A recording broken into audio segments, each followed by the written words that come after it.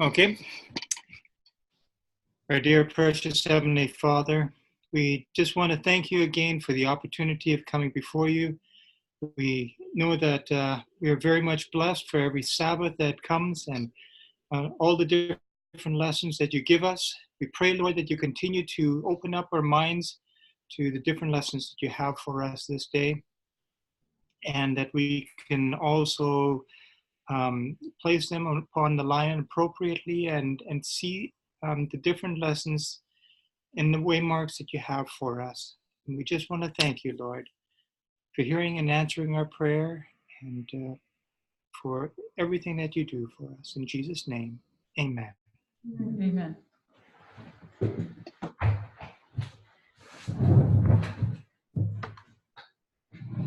But how many slides are there, Elaine? 27, I think. Well, that's not bad. But I thought I just took you off there. I'll check myself. There we go.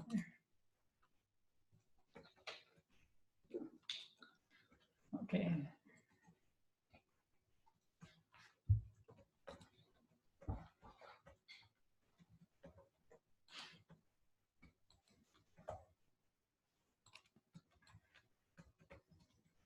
Okay, everybody can see?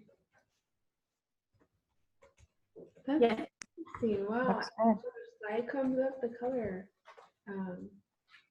changes.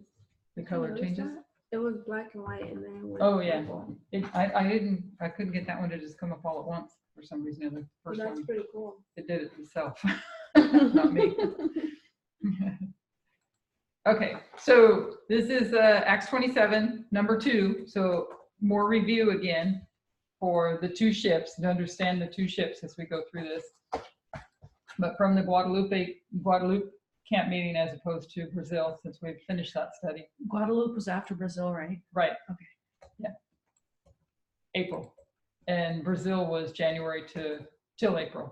So it must be where she went right after. Yeah, so there's going to be some new nuances in this that we need to pay attention to.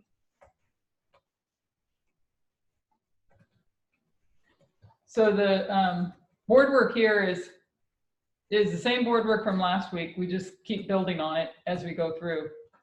There was something that was mentioned last week that I didn't have on here on the board work, because it seems like sometimes I miss things she does on the board, and I had to go back when I was putting these notes together. It's like, well, wait, what was this X? Because there's some things that come along here that are going to come along in this study that I was looking at and realizing, why does she have these in the particular places that she does? And that made me go back and look to find where this X comes from.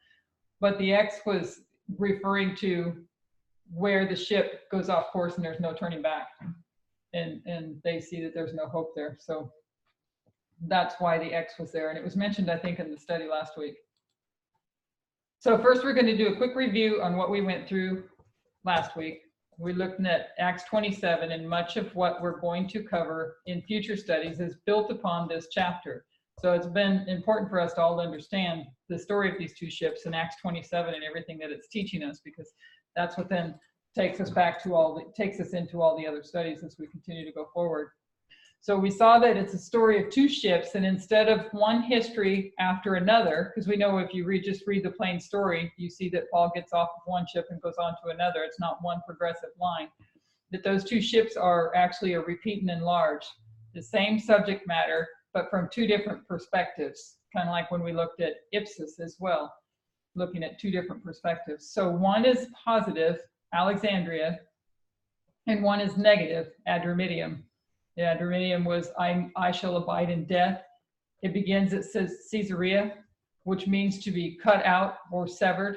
We find that Paul gives the first message here. It has the components of all three encapsulated into one message. Fear God, give glory to him, for the hour of his judgment is come. And that the response is fear for both Felix and Agrippa. So he's given the message to Felix and Agrippa here, and their response was fear. Both of them show power. They're both powers, but over different institutions. Felix is purely a state, and Agrippa is the church. Felix is Roman, but Agrippa is a Jew, according to Ellen White.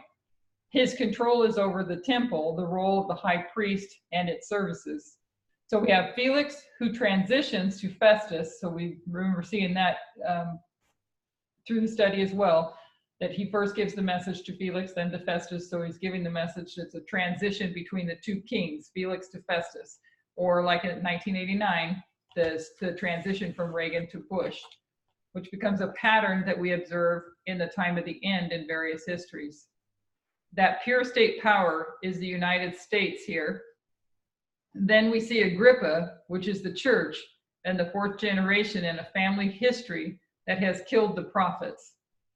So we have the church, the SDA church here, the fourth generation, and the church has killed the prophets. He represents Adventism. To repeat one of the conclusions we came to, we can see these are institutions. They're people, but I mean, these are Felix and Festus, they're people. But it's that they represent, but what they represent is not a person so much as the institutions. It's separate and distinct from people. We're dealing with the structures of the United States and Adventism. And kind of going back to what we were talking about in the Acts of the Apostles study, is that here when we know that the United States and Adventism, it's the institutions that's the end for the close of probation for the institutions, but not the people. When we deal with the structures, it's separate from people, the same way we look at the ark, Noah's ark. It's separate and distinct from Noah, his family, and the animals. It is its own structure. Then we're tracing the history of this structure, or these two interconnected structures of the United States and the Adventist Church. We started them in 1989 at the time of the end. So like with Noah, the ship was destroyed, or the ark was destroyed, right? But the people still went on. So next we came to 9/11, our next waymark, which is we saw was Sidon, which we saw represents the false prophet as well, whereas the United States is the false prophet. Then we mark 9/11, the fourth generation in Sidon, with Sidon being the great grandson of Noah. Then we came to Cyprus here, which comes from the word Kittim. And these, we're not going to go through these details in this particular study, but they were gone through in detail in the Brazil classes, how she came to Sidon and how she came to Kittim. And you went back and traced Noah's family, and you found that each of these names represents somebody from the fourth generation of Noah. We came to Cyprus, which comes from the word Kittim, and Kittim was the fourth generation, a great grandson of Noah. Sidon and Kittim were cousins. We mark Cyprus as Panium, or the midnight cry. We went to Millerite history to see that at the midnight cry, Ellen White talks of the living testimony. At this point, there's an overturning that begins in both of our institutions. The United States, it's easy to see. At Panium, we see the fall of the sixth head, or the falling of the sixth head, and the rising of the seventh head. Because we know when we come to Sunday law, the sixth head ends and the seventh head begins. But what we can see is the fall of the sixth head is a process. It doesn't happen in a day. That falling or overturning begins at Panium. If we have time, we'll discuss how and why this happens and what it looks like when we say that the United States is overturned. So we have the time of the end here. The first angel's message is given by Paul to Felix and Festus, or the United States. They represent the state power. We see in our time of the end here that it would be Reagan and Bush at 1989, and Agrippa is the king representing the SDA church. Seeing that this is the fourth generation of Agrippa, seeing Sidon is also representing a fourth generation of Noah, Cyprus or Kittim is representing a fourth generation. So we see the fourth generation throughout this line. We see also the falling of the United States and the rising of the UN, and a nation being overturned. So who enforces the Sunday law? We know that's the United States. And so does the United States have more power after it's overturned or less? We need to consider what this means and what it looks like. It's not enough to just mark something more and more. We're going into prophecy and we're also starting to discuss what that looks like in our history. It's overturned. We see the fall of the United States and the rise of the UN, and it's finished at Sunday law. So if this line represents the Adventist Church and the United States, it can't take you past Sunday law. This is where this line, meaning the line of the ship, it can't take you past Sunday law. This is where the ship ends, because this is the end of those institutions as we would identify them. We discussed the external, the United States overturned. We want to discuss what happens to Adventism in this history, and if we have time, we'll do that.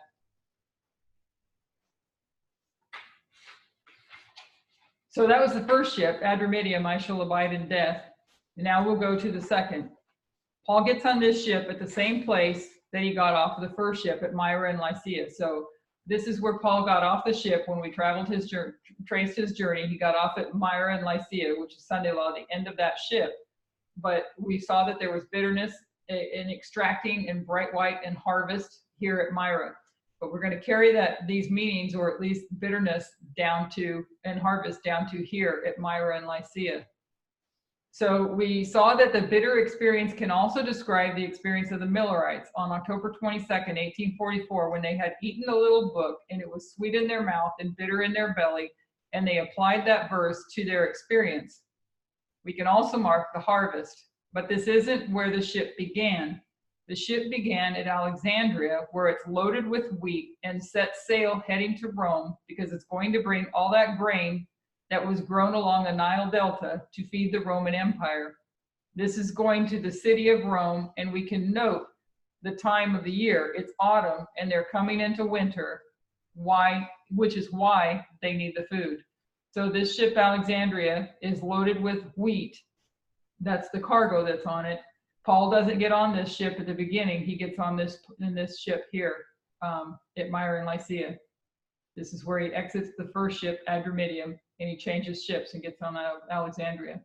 But we're marking this one as October 22nd because there's bitterness and there's also harvest. So we saw that Alexandria means the protector or the defender of the people. And what rose up in 1798, that was to protect or defend the people. The two institutions, the United States and Adventism, both were for God's people. The United States was the glorious land, and it's supposed to be a place of protection where they've been given religious liberty. We can remember that this is the end of the 1260 years, and they're given a place where they can exercise religious liberty. And when they're given that place to exercise religious liberty, the book of Daniel is unsealed. There's an increase of knowledge, and that is taken up by William Miller. We trace the journey of this ship from Alexandria to Myra, coming from where the wheat is loaded onto the ship to where we can mark the bitter experience. They sail past that date and they come to Cnidus, and the ship goes off course. Adventism went off course in 1863. They rejected the prophetic message. We want to consider in future studies what the United States did in 1863, because if we look at these two institutions, I think Elder Parmenter will introduce the phrase of comparing and contrasting. And these two institutions need to be treated the same way because they're going on the same journey. So Adventism lost its way in 1863. So the ship of Alexandria is the protector or defender of the people. It begins its journey in 1798 is where it's being marked, where the wheat is on there representing the United States and Adventism both. And they're gonna travel this journey together, not together, but have parallel histories, parallel events. So Paul gets on the ship at Myra here in Lycia, and then they come to Cnidus in 1863, where the church goes off course. And we know from our previous studies where the United States goes off course, but we'll go into that again some in these studies as well.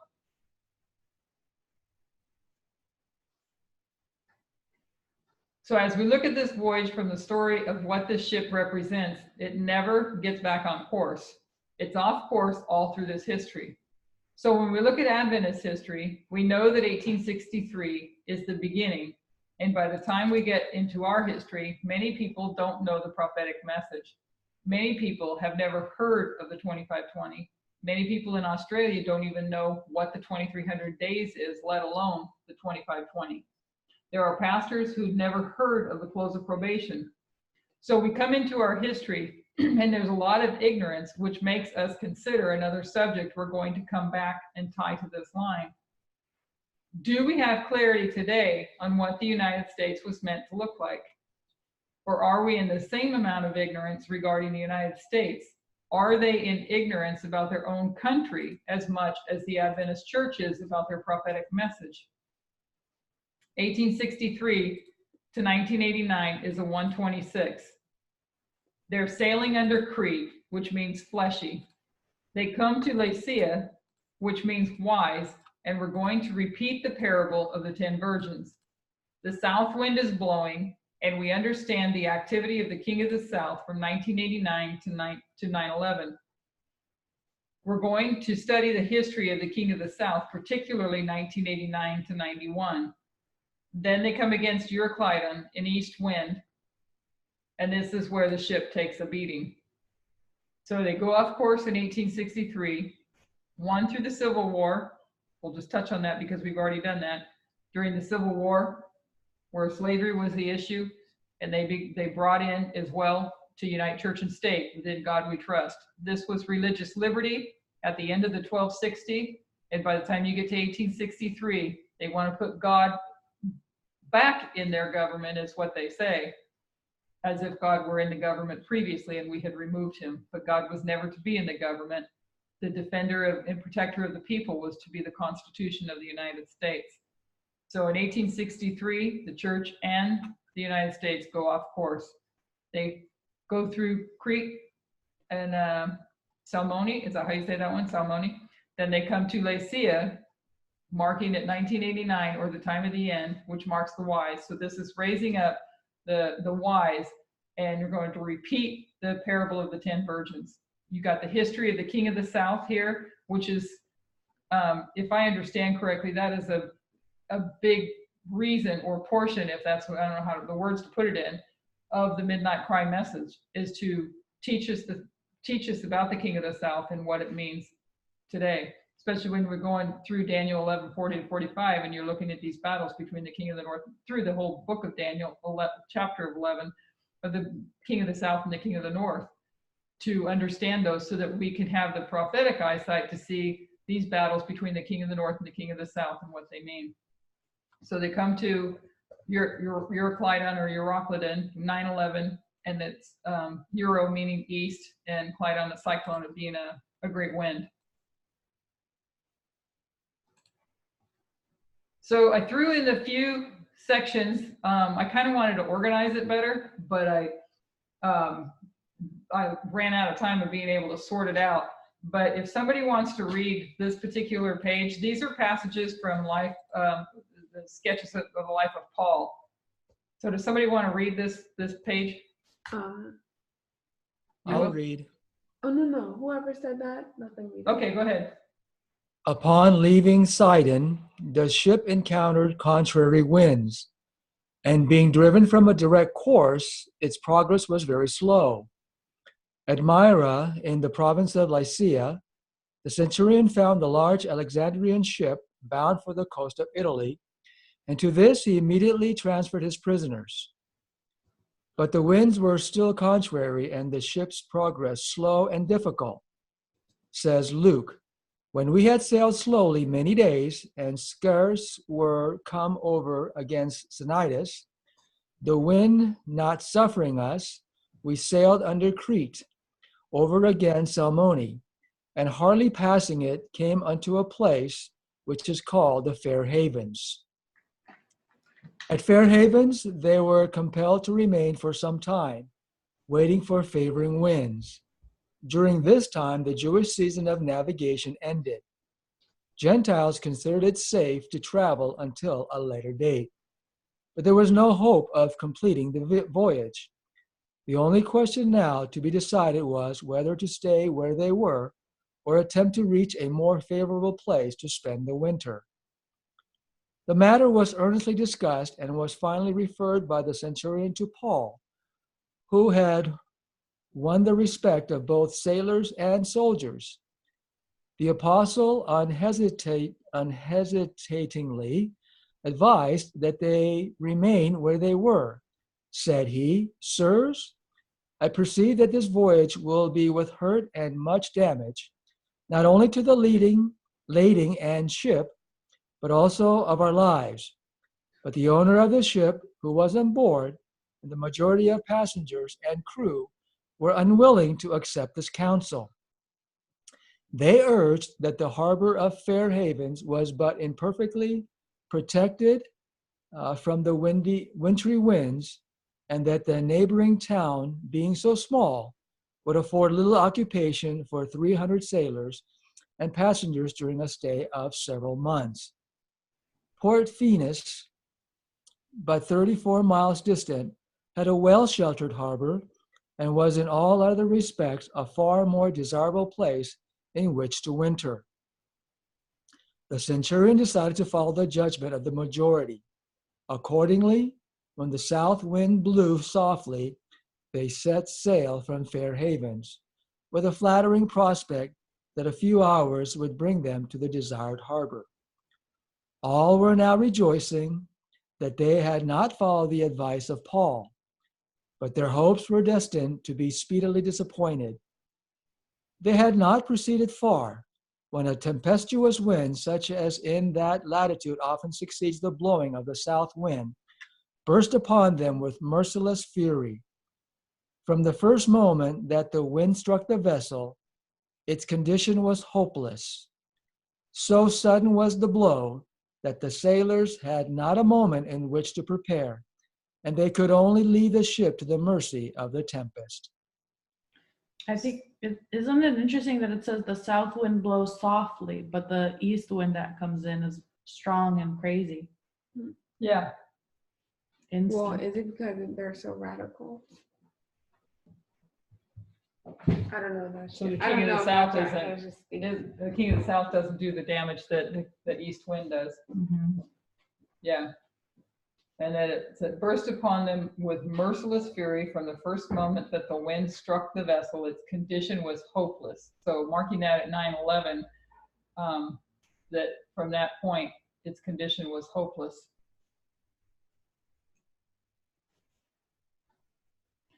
So we'll go back to Acts 27 and reread verses 13 and 14. Adriana, do you want to read those? Yes. Okay. And when the south wind blew softly, supposing that they had obtained their purpose, losing thence, they sailed close by Crete. But not long after, there arose against it a tempestuous wind called Euroclydon. We'll skip some history and go to Acts 27:27. But when the 14th night was come, as we were driven up and down in Adria, about midnight the ship deemed that they drew near to some country. Verse 13 and 14 gives us the history of 9/11 and the east wind. What they did while they still had opportunity was undergird the ship, which they then had taken up. They used helps undergirding the ship, and fearing lest they should fall into the quicksand, struck sail, and so were driven. It's interesting, unless they fall into the quicksand. I don't know what that, add that to that anyways. And undergird is to secure or fasten from the underside, especially by a rope or chain passed underneath. So I had to duplicate my I did find an image and it's coming up next, but if you'd imagine these being ropes being underneath the ship, brought together to hold it together. So this is the best image that I can find. I was trying to hunt down a bunch of images to find them, but they're taking those ropes and putting them down underneath the ship and then pulling them together to hold the ship, literally hold the ship together. So what we do in this history when you're hit by a storm is you would do this to the ship because the storm is pulling those boards apart and water is flooding through the boards of the ship. The ship is being strained so much, water is leaking through the sides. what they're going to do is take ropes, and they'll have 2 teams of men. They will go probably to the back of the ship and throw the rope over the back of the ship, and then 1 team on either side taking the opposite ends of the rope. We're going to round the rope underneath the ship and then pull it tight. So 1 team would stand on one side and 1 on the other side, and they're going to meet in the middle like a tug of war. They will come together, tightening that rope around the ship and pulling the boards back together again. They're not going to do that once. They're going to do it over and over and over again until the ship is held together by ropes or line upon line upon line. That's the only thing keeping this ship floating. You remember she says that it was hopeless at 9/11. So line upon line is what's holding it together. Ellen White says it's still leaking water, but it would have never stayed afloat without being held together by those ropes. They bring those boards back together just enough to stop the flow of water, but it's not more than what they can pump out.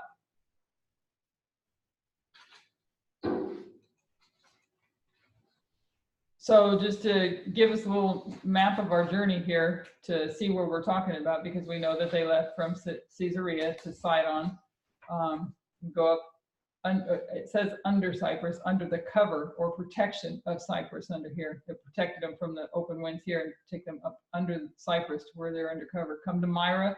This is where he gets on the ship, because this is the ship of Adramyttium. This is now where he's going to get off and get on board Alexandria.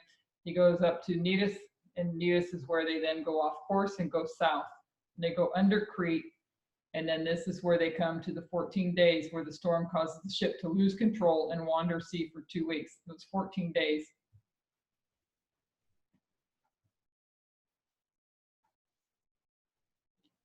So now they're going through a period of time where they're more and more afraid that there is no hope. Ellen White says in this history that those people on board the ship, or those other than the few Christians, they lost all hope of survival. Somebody want to read these verses? Acts 27:21-24. I got it. So verse 21-24. But after long abstinence, Paul stood forth in the midst of them and said, Sirs, ye should have hearkened unto me, and not have loosed from Crete, and to have gained this harm and loss. And now I exhort you to be of good cheer, for there shall be no loss of any man's life among you, but of the ship. Hey, sorry, did you realize that Paul was able to tell them about external events? Mm-hmm. So you have to know your external events, because you're still giving them the warning. Because that's how he knew. He said, hey, south wind's blowing. I know how this works. East wind's coming. You need to stay here. And they didn't. So we're going to be warning them about what's coming with external events, because we have to know it better than they do at some point. So I thought that was interesting. Sorry to interrupt, Christine. I'm sorry. No worries. For there stood by me this night the angel of God, whose I am, and whom I serve, saying, Fear not, Paul, thou must be brought before Caesar, and lo, God hath given thee all them that sail with thee. I'd also like to point out in that same line that Paul told them something, they didn't listen, and it came true. And then now he's reminding them, okay, I told you something and it did come true. You didn't pay attention to me, but this time pay attention, because it's going to come true. Yeah. Yeah. So from 1989 to 9/11, you had the south wind blow softly. And then what happened after that? The east wind. So you had the east wind come, and it rendered the ship to where there was no hope.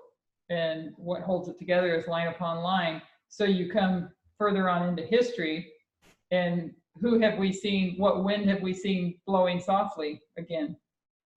So The south wind blowing softly. So what's going to come next? So should we be telling people right now that the east is coming? That something's going to happen? Well, I know that's part of probably what's going to be understood here in this dispensation is Islam. because Islam is coming again. Yeah, everyone who we do know in close relation, we always end up telling them anyways. And so this time, anyone we do have access to, I think we are going to end up Telling them, yeah, Yeah, but we have to know first. we have to know first, and I think that's what's going to be. And it's been said in the previous presentations, is that Islam is going to become more prominent in our studies. The focus was on the king of the south Yeah. wind, but if the east wind follows the south wind, then we've had our focus on the south wind through this last dispensation, and we know that the focus is the east wind that is coming. So there will be more light on Islam that's going to open up in this dispensation too.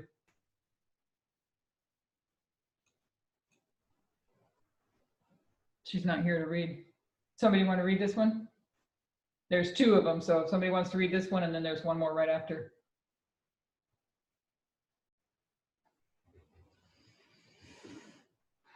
I can read. Okay.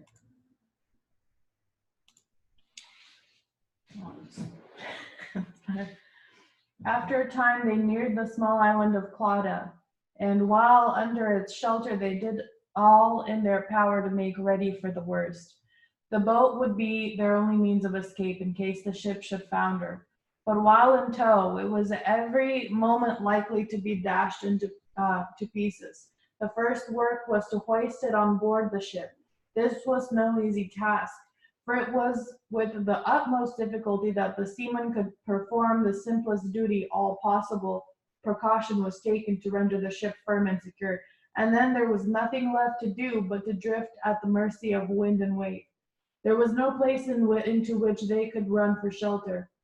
The wind was driving them, and even the poor protection afforded by the little island would not avail them long. Such was the disastrous ending of the day, which had begun with soft breezes and high hopes. All night the tempest raged, and the ship leaked. The next day, all on board, soldiers, sailors, passengers, and prisoners, united in throwing overboard everything that could be spared. Night came again, but the wind did not abate. The storm-beaten ship, with its shattered mast and rent sails, was loosed hither and thither, tossed hither and thither by the fury of the gale. Every moment it seemed that the groaning timbers must give way as the vessel reeled and quivered under the tempest shock. The leak rapidly increased, and passengers and crew worked constantly at the pumps. There was not a moment's rest for one aboard. The third day, says Luke, we cast out with our own hands the tackling of the ship, and when neither sun nor stars in many days appeared, and no small tempest lay on us, all hope that we should be saved was then taken away. A gloomy apathy settled upon those 300 souls, as for 14 days they drifted, helpless and hopeless, under a sunless and starless heaven. They had no means of cooking, no fire could be lighted. The utensils had been washed overboard, and most of the provisions were water-soaked and spoiled. In fact, while their good ship was wrestling with the tempest and the waves talked with death, no one desired food. In the midst of that terrible scene, the apostle retained his calmness and courage. Notwithstanding, he was physically the greatest sufferer of them all.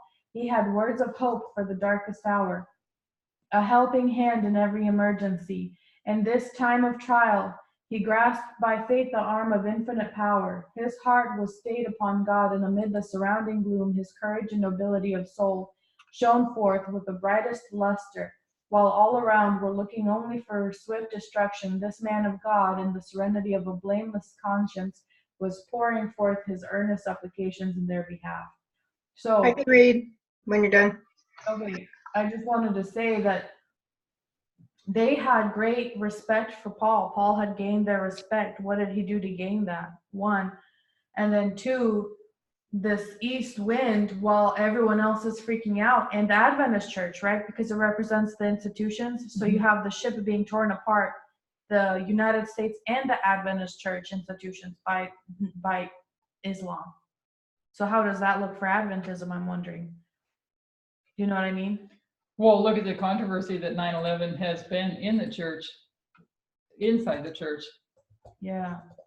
But through it all, we have to act like, hey, we knew everything's going to be fine. Everyone calm down. Yeah, yeah. And they're going to be like, what is wrong with these people? Don't they understand what's happening? And she says here, in fact, while their good ship was wrestling with the tempest, right? So she calls it a good ship. And what is he doing during this time? He is in the serenity of a blameless conscience, was pouring forth his earnest supplications in their behalf. So he's praying. Mhm. And it says, I think, in the I next, go ahead. Sorry. I just got a question here. I was just kind of thinking back again with the time there where they were just trying to keep the ship together with the ropes. And if this institution is Adventism, it couldn't, I don't know. I can't feature it being just a nominal church because it's using the principle of line upon line. So it must be then internal, like within our movement, because we're the ones that are using the line upon line method. Maybe on a fractal level, but the line upon line is what's showing us about the south wind and then the east wind following. So our study this morning, it said that God would be ready to destroy the earth if it wasn't for those jets of light. So we're those people using those lines that God's not destroying the earth for. But as far as the ship, because it starts all the way in 1798, I think it does have to be Adventism because it's showing the gradual fall. And they had that wrong turn in 1863. So I don't know how you could apply that internally to the movement. And then the wise come back on the scene in 1989. Yeah. In the repetition of the 10 virgins. So it's those that hear the message, but it's still, we're still Seventh-day Adventists. And we're the ones with line upon line holding the ship together to get it through to Sunday law. The idea of Adventism, because like in Christ's first coming, you had the Jews, but then it stopped being the Jews. That name Jew, everything ended up stopped. Like it ended. It became Christian, a whole new type of entity.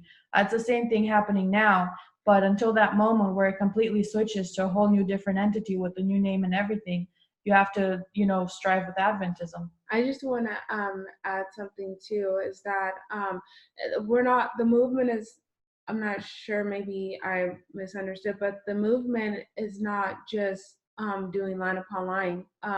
FFA does line upon line too, but it's just that the movement does both line upon line and progression, whereas repeat and enlarge and progression. Whereas FFA only looks at repeat and enlarge or line upon line. Yeah. So, and then Adventists, they only look in the lens of progression. So I just want to put that out there. So go ahead, Tony. Did any of you want to say something? No, go ahead. Paul had no fears for himself. He felt assured that he would not be swallowed up by the hungry waters. God would preserve his life, that he might witness for the truth at Rome. But his human heart yearned with the pity for the poor souls around him. Sinful and degraded as they were unprepared to die, and he earnestly pleaded with God to spare their lives. It was revealed to him that his prayer was granted. When there was a lull in the tempest, so that his voice could be heard, he stood forth on the deck and said, Sirs, ye should have hearkened unto me, and not have loosed from Crete, and to have gained this harm and loss. And now I exhort you to be of good cheer, for there will be no loss of any lives among you, but of this ship. For there stood by me this night the angel of God, whose I am and whose I serve, saying, Fear not, Paul, thou must be brought before Caesar. And lo, God hath given thee all of them that sail with thee. Wherefore, sirs, be of good cheer, for I believe God, that he shall be even as I was told me. Howbeit we must be cast upon a certain island. At these words, hope revived. Passengers and crew roused from their apathy and put forth all possible exertion to save their lives. There was much yet to be done. Every effort within their power must be put forth to avert destruction. For God helps those only who help themselves. It was the 14th night that they had been tossed up and down on the black, heaving billows, when amid the sound of the storm, the sailors distinguished the roar of breakers and reported that they were near some land. They shouted and found it 20 fathoms, and when they had gone a little further, they sounded again and found 15 fathoms. They were now threatened by a new danger of having their ship driven upon some rock-bound coast. They immediately cast out 4 anchors, which was the only thing that could be done. All through the remaining hours of that night, they waited, knowing that any moment might be their last. The leak was constantly increasing, and the ship might sink at any time, even if the anchors held. At last, through the rain and tempest, the gray light fell upon their haggard and ghastly faces. The outlines of the stormy coast could be dimly seen, but not a single familiar landmark was visible. The selfish heathen sailors determined to abandon the ship and crew and save themselves in the boat which they had with so much difficulty hoisted on aboard. Pretending that they could do something more to secure the safety of the ship, they unloosed the boat and began to lower it in the sea. Had they succeeded, they would have been dashed into pieces upon the rocks, while all on board would have perished from their inability to handle the sinking vessel.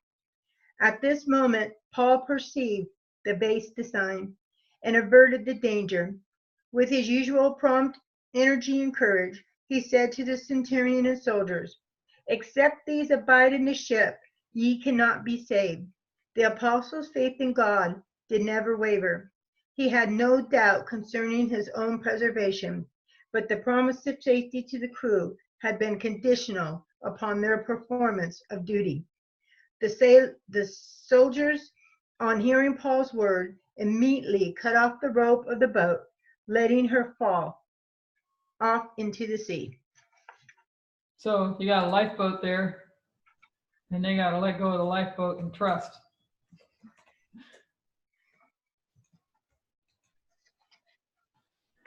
So you come to a point where Paul is giving a message of hope, and he's told they're going to make land, but they're going to be shipwrecked. They will see land. The ship is going to be lost, but those on board will survive. Ellen White says that depended on their performance of duty. She's saying there's no hope for this ship. It's going to be wrecked. But if those on board the ship put forward every possible effort, they will survive and make it through that history. This is the message that Paul is giving.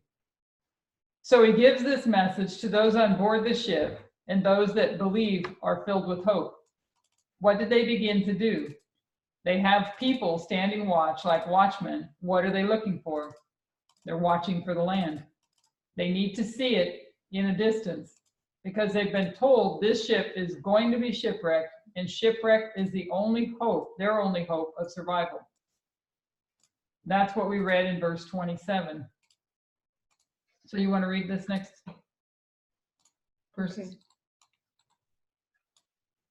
Unexpected.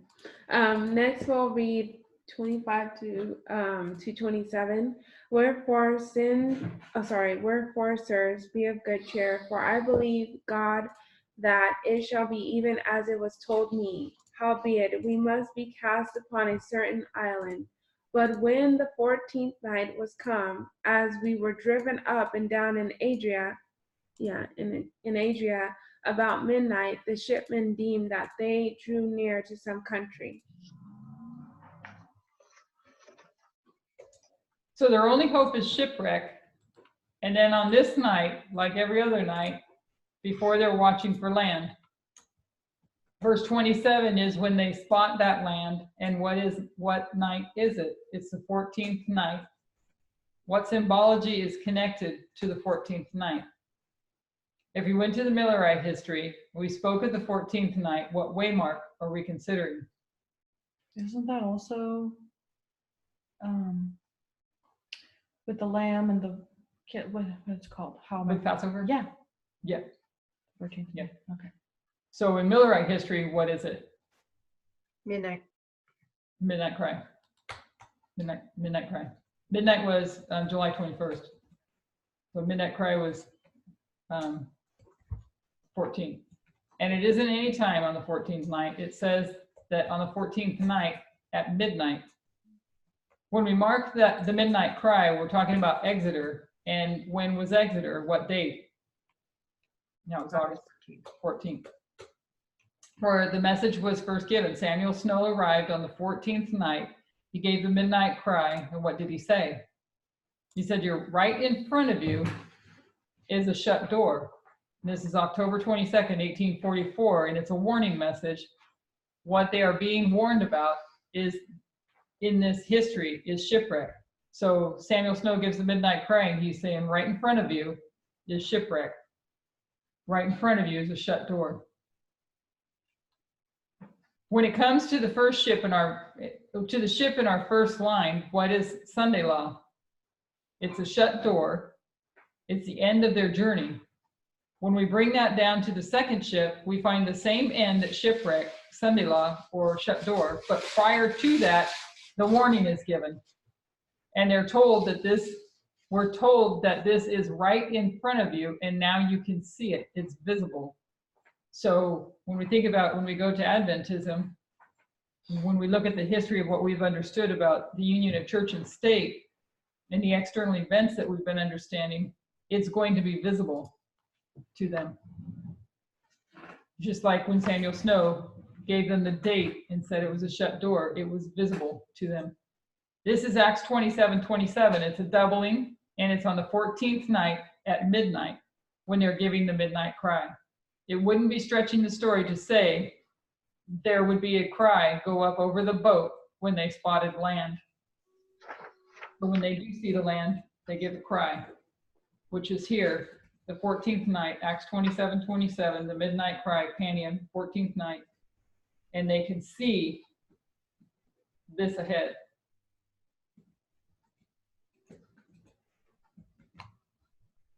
Acts 27:28, and sounded and found it 20 fathoms.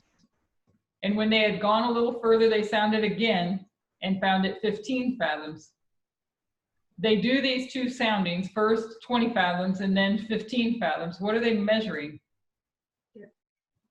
And when they do that, they're throwing is it a rope that they use? I don't know what they use, but they put it down to, doesn't it have an anchor or something on it? And it helps them to measure the depth that they're in, and the depth will help them to gauge their closeness to land. So they're measuring the depth, but what are they really measuring? Because if they're measuring the depth, it's giving them an idea of how close land is. So they're also measuring time. They want to know how long it will take them to be shipwrecked. So they need to know where to stop the ship, because they can tell they're being driven into the coast too quickly, and they need to throw down an anchor. So what they're measuring is the distance between these two locations. If we were to measure the depth and saw that it was 20 fathoms, and then wait a while and saw that it was 15 fathoms, that depth is giving us a time frame to how close we are.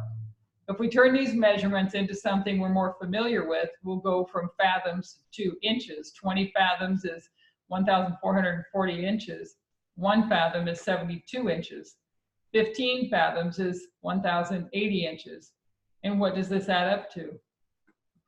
And that adds up to 2520. They're measuring time between these two waymarks.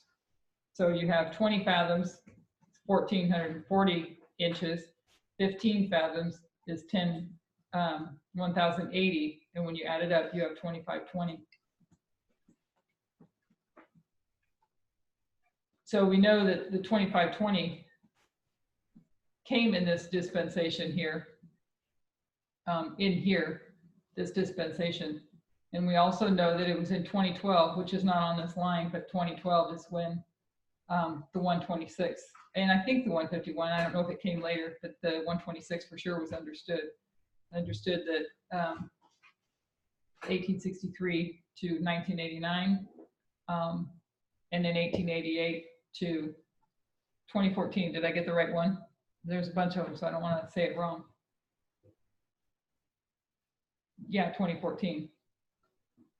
Understanding that there would be this, at the time, Sunday law, but better understanding, clearer understanding that there would be this union of church and state. Evidence of the union of church and state. So somebody want to read these next verses? I'll read again if nobody else does. Okay. So we'll go to Acts 27, verse 39 through 41, and 44. Acts 27, verse 39. And when it was day, they knew not the land, but they discovered a certain creek with a shore, into the which they were minded, if it were possible, to thrust in the ship. And when they had taken up the anchors, they committed themselves into the sea, and loosed the rudder bands, and hoisted up the mainsail to the wind, and made toward shore. And falling into a place where two seas met, they ran the ship aground, and the forepart stuck fast, and remained unmovable, but the hinder part was broken with the violence of the waves. And the rest, some on boards and some on broken pieces of the ship. And so it came to pass that they escaped all safe to land. And that land here, shipwreck, was Melita.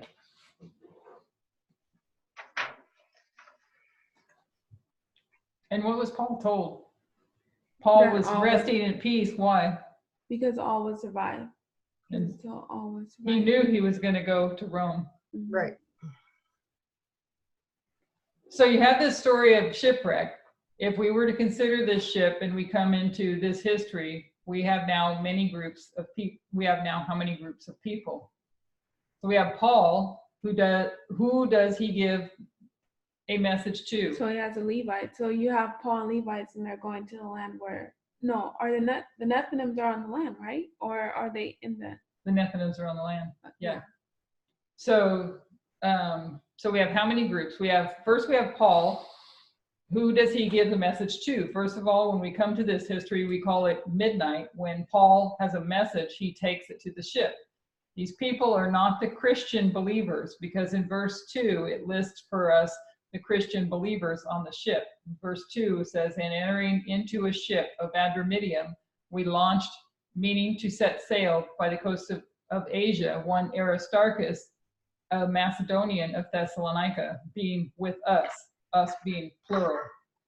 And we know that Luke wrote the book, and that us is Luke. So first we have Paul, Aristarchus, and Luke, our first group. So who is on the ship? There's Paul and Aristarchus. These are our Christians. There is another believer, Luke. You'll notice in verse 2, he says Aristarchus is with us. So we know there is someone else, but Luke is silent about himself. His name isn't included, but he records this chapter. He doesn't speak of himself. And we know, if we remember from the previous study in Brazil, the Holy Spirit, we know from the Bible, does not speak of himself. So he represents the Holy Spirit. But it is through his writings that we have the book of Acts. And so that was Luke. So there are three Christians. And when they get on board this ship, they begin to give the gospel message. They give that in this story from 1989, when Paul begins to warn them of the danger that they are in. And Adventism could have been warning of the danger they were in if they had not killed the prophets in this previous history. When Paul begins to warn them of the danger that they're in, they are not listening to him. Who does he give that to? The remainder of the people on the ship, all those remaining. We come to this waymark, and it's shipwreck or Sunday law. Ellen White speaks about this. When they are shipwrecked, some join with Paul in praising God. So you have a division. Paul is giving a message. They come to this waymark and they stand on the beach, split in two classes. Some join with Paul in praising God, and they have accepted his message, but some don't. So you see two groups, and then what do they do? So you see two groups. You have Paul, Aristarchus, and then Luke, and then you also have the people on the ship. So how many do we remember is on the ship? 273. Yeah. Well, yeah. 276, yeah. And I didn't bring it up, but in the passages that we read from Life Sketches of the Life of Paul is where she mentions 300, but I know we went through those statements before. Different numbers are mentioned. It's given as a rough estimate. But the book of Acts tells us how many there were. So there were 273 plus the Christian, 276. 3 of them were Christians, and the rest of them were just the people on the ship.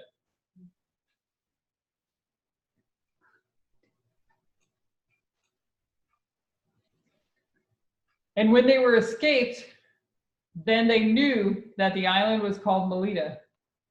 And the barbarous people showed us no little kindness, for they kindled a fire and received us every one because of the present rain and because of the cold. So if this is shipwreck, this is Sunday law, and they get to Melita and the people are being kind to them, right? Kindling a fire because of the present rain, right? So the rain is coming down. So this is the Nethinims, and they are receiving rain because of the rain. I want to put that back, because if you're looking at the agricultural model, their Sunday law is Panium. And so they go from Panium, just the same sequence that we did, same sequence that the Levites do, that their Sunday law is, that they're to recognize is at Panium, to see this union of church and state. And looking at us in 2014, we know we didn't know these things. And God starts it, as Adriana, I think, puts it, as a whisper, and it builds into a loud cry. So in October of 2018, That's Tess who says that. yeah, okay. So in 2018, it comes to a loud cry and swells into a loud cry, and we have the choice to a decision to make when that message becomes plain and clear. So prior to the Sunday law, the end of the line of the ship for the United States and the Seventh-day Adventist Church, they are at this point where they've had that Sunday law test, they've been receiving their latter rain, and now what does it show in 28:2? That the barbarous people showed no little kindness, for they kindled a fire and received us, every one, because of the present rain and because of the cold. So they were prepared. So if they were prepared for this. First, Paul gives a message to the ship. We have our first group. Our second group, which is Paul gives a message to the ship. So Paul and Aristarchus and Luke are the first group. The ship is the second group. And then what do they unite in doing? They give the gospel message to a third group. And what group is that? This is the island of Melita. So you have 3 groups. First, Paul, united with 2 other supporters. He gives a message to the ship. Those on board the ship are fully divided at Sunday law. Now those who have accepted Paul's message. I have a question. Yeah. So you have Paul on the ship, right? And then you have Luke and what's his name? Aristarchus. Thank you. Aristarchus. And then you have the people on the ship. So we know that Paul's a priest, and we know is Luke and Aristarchus. Priests. They represent the priests. So they're all 3. Well, when you're looking at 3 groups, then you're looking at priests, Levites, and Nethinims. Right, I know. Yeah. So I'm asking. Luke and Aristarchus were Christ and the Holy Spirit. Yes, they do. Yeah. Yes, that So too. they're exactly. So Mhm. they're the priests, and then the people on the ship are the Levites. Mhm. Okay, I was just trying to make that clear in my head, because that's how I saw it. But then when you would say Paul, and then you would say Luke and Aristarchus, is how you said it. So Oh, sorry. no, not That they you, make but up just one you. group. Yeah, they're The one 3 of group. them make up Yeah. one group. 3 of them. And then the ship makes up the second group. Yeah, and then the land. And then the people on Melita, Exactly, the land, yeah. represent the third group. So you got priests, Levites, and Nethinims. So this is the island of Melita. So you have 3 groups. First, Paul united with 2 other supporters. That's the first group. He gives a message to the ship. That's the second group. Those who are on board the ship are fully divided at Sunday law. Now those who have accepted Paul's message unite with him, and you have a unified group of believers, a purified church, to give the message to the island. And at Sunday Law, on the first line, we marked harvest. That harvest is for the third group, or the world of the island. First of all, we see the church in two groups, and then the world. So two calls out from the church, right? And then the world. So you have priests, Levites, and Nethinims, or Paul, the ship, and the island.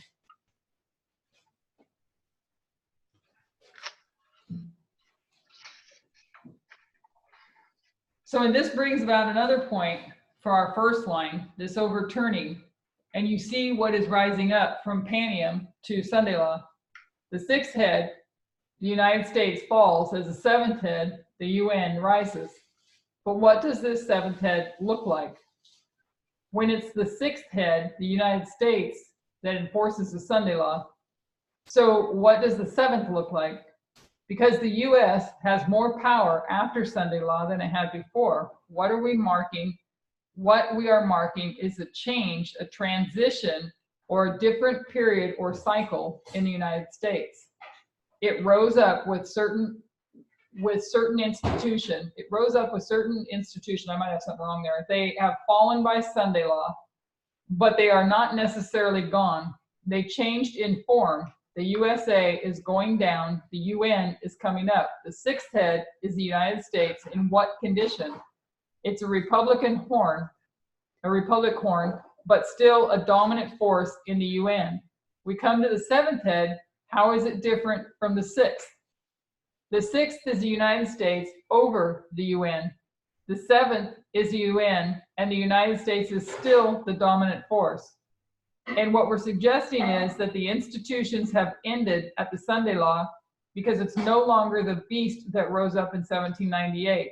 Now, instead of republicanism, you have a dictatorship.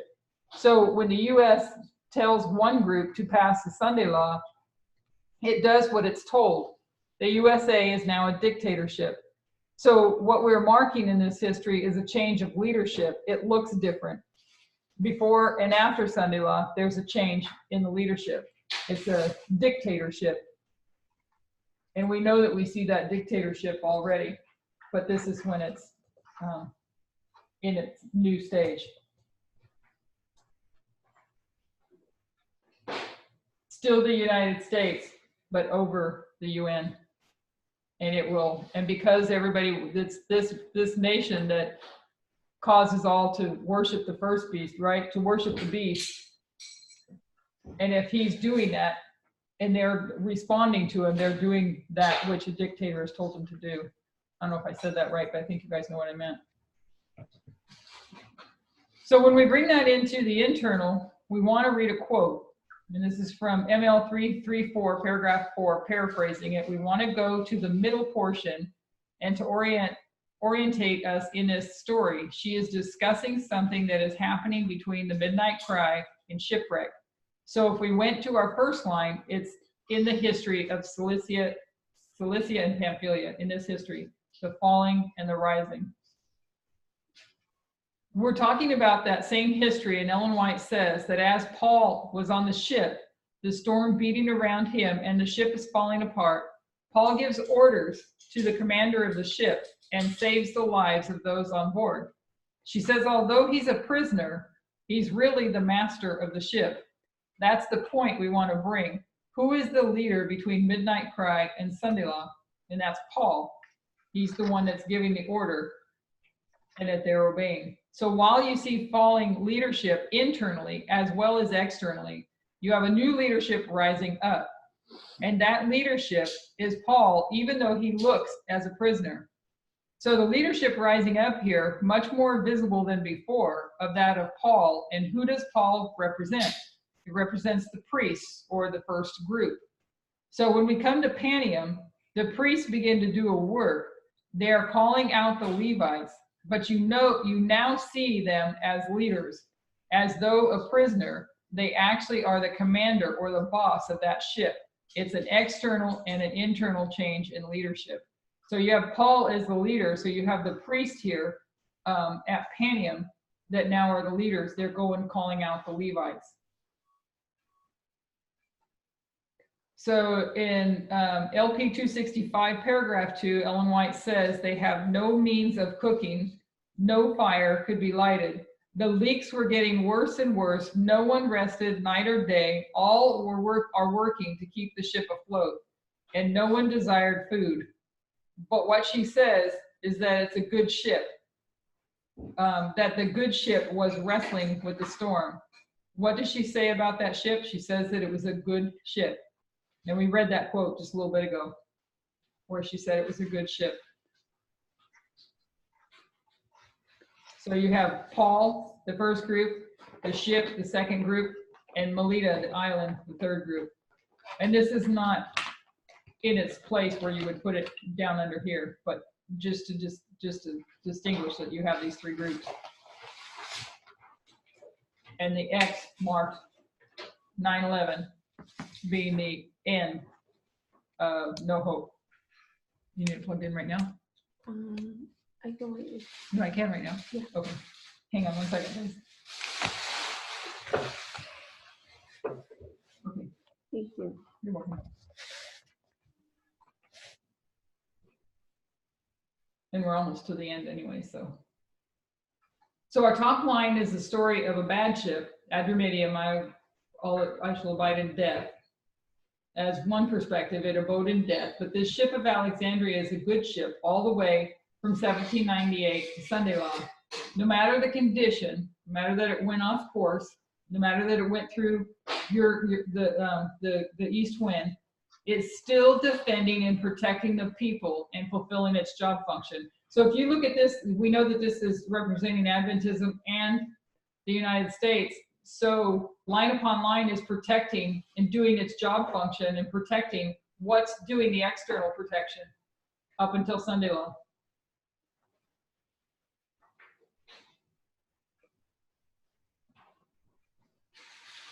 I know you guys have that answer. Oh, sorry. What was your question? It's Alexandria is a protector or defender of the people. And I can't watch the chat, so you'll have to speak up if you Okay. I just know somebody put something in there, but that's all I can see. Let me go there. See if somebody's got the answer. Susan says Constitution. Constitution. There you go. The Constitution externally is doing its job function. And both the Adventist Church and the Constitution, they no longer are the protector here. And the reason it's still fulfilling its job function and hasn't yet sunk is because on board is Paul. It's undergirded with line upon line of rope, holding it together, and it's going to bring them to the exact destination they need to go, which is to the third group of people. But it's Paul that has kept that ship afloat, because while he's on board giving the gospel, which is what he is on this journey to do, that ship, no matter its condition, is fulfilling its purpose. So is Paul the protector? I'm only asking because you just said that the Constitution and the Seventh-day Adventist Church is no longer protecting. So so when the Adventist Church is shipwrecked, no longer protecting the people, and the Constitution is no longer protecting people's rights, what is protecting the people? After Sunday Law? Yeah. After Sunday Law is when you go and give them the message, but by then Right. we read in one of the verses that they were showing them no little kindness. They kindled the fire for them because of the rain, because of the present rain. They were already prepared. So even though the Constitution is gone, they were already prepared for this crisis. Oh, okay. So I may not be saying everything so what's right, but protecting them? So they're already prepared for the crisis. So God. so when the protection was removed, Exactly. So. they were prepared to hear the gospel. I don't know. I know I'm not probably saying all that right because I don't have all that perfect in my head. But there's no more Constitution. Right. And now it's a matter of, are you going to be set free or not? But God has prepared those to decide what side they want to be on. So what's protecting us? What is protecting us? Yeah. God. That's what I'm thinking. Yeah, Like, yeah. At the end, God. like God is protecting Right. us because we don't have a Constitution anymore. Right. And so. Because these people have put their trust in God. Yeah.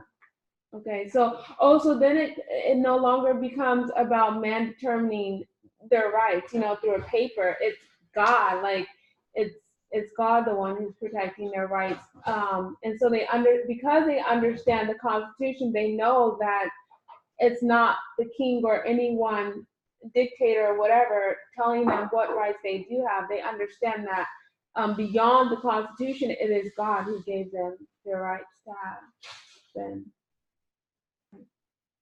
So am I understanding this right? It's because the ship was protecting them, and when it fell apart, they jumped in the ocean and put their trust in God. Right, because the ship is no longer protected. It protected them to the point at which it was meant to protect them. Both Adventism and the United States. The Constitution did its work up until Sunday law, and then the Seventh Ninth Online did its work up until Sunday law, and now they're making their decision. So are we comparing the ship to the Constitution, and then when the Constitution falls apart, then we're putting our trust completely in God? I mean, not us, but the whole world at that time too?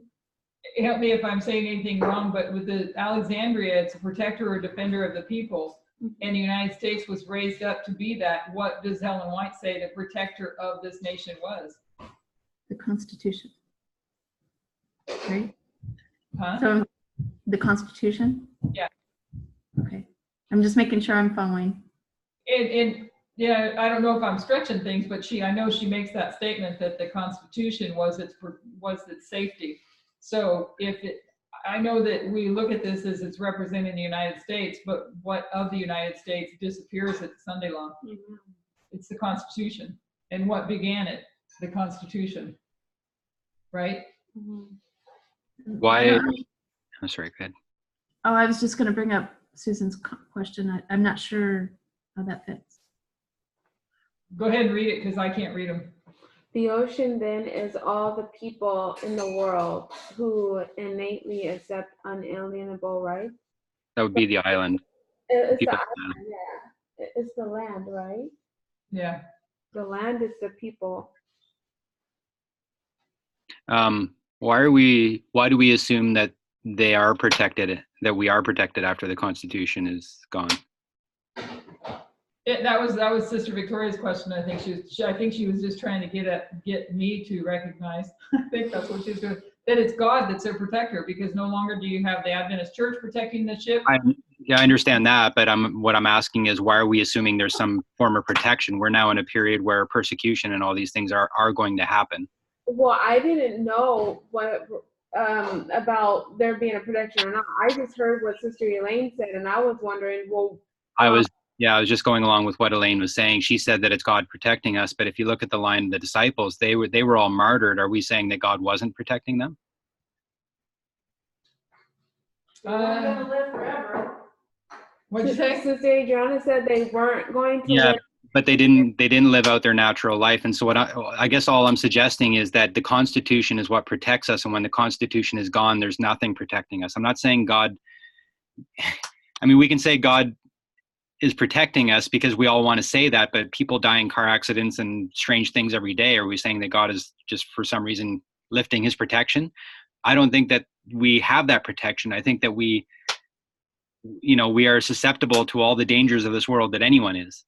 But what kind of protection we're not talking about that. Yeah, what kind of protection are we talking about? Well, because I'm going back to the Constitution. When we're saying that the Constitution is lifted, it's not like our protection transfers from the Constitution to God.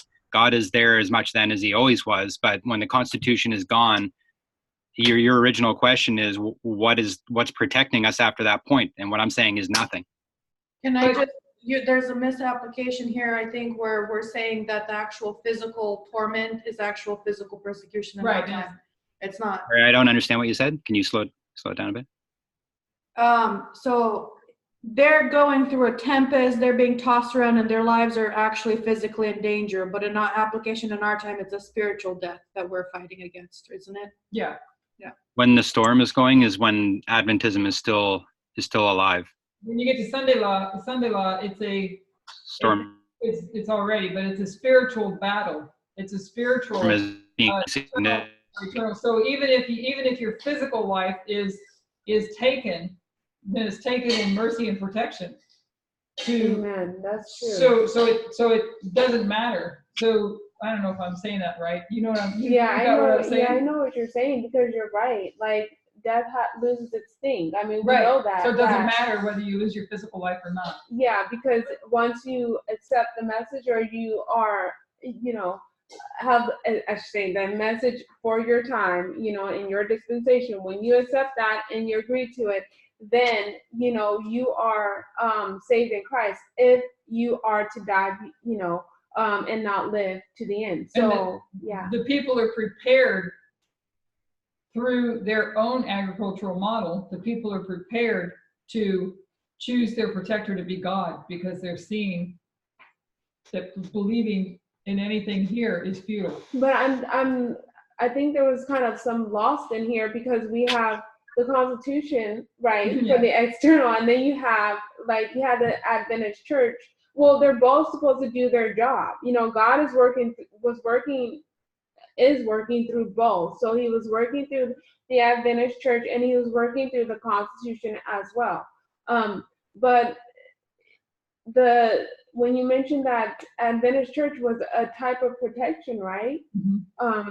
That protection gets broken, right? Mm-hmm. That is no longer protecting the people at Sunday Law Shipwreck, you know. So I was wondering, you know, because the job function gets done because of line upon line. It holds it all together until that particular time. Adriana has. So there is no more line upon line holding anything together at National Sunday Law. I don't know about that because that would have to do with you have to compare and contrast the two, huh? Right, but the Constitution and the lines are keeping the external and Right. internal together till Sunday Law. Right. Why did we just say line upon line? I'm just saying. Because that's what Elder Tess says the lines represent that are undergirding the ship. Right. Isn't it both progression and line upon line? She only made the application of lines in this. I'm wondering though, when Progression is a line. the focus of, sorry, go ahead. The lines, just the lines, whether you want to do line upon line or progressive, Right, doesn't matter, right. but just our Exactly. methodology is what's Yes. keeping it together until Exactly. National Sunday Law. And then they're loosed, the ship breaks, and that's Right. it. That's the only point I Like, was. can I just make a point to that? Because I think the focus is that the ship, which is Adventism, is going to be destroyed at shipwreck, not the lines. The lines will still continue. We need the lines. It's just we no longer have a ship that's being lined together, but I don't think the lines go with the ship. In the natural, they do. If that's ever what she was saying, because we do. Say that again, Brother Jonathan. It kind of went crazy.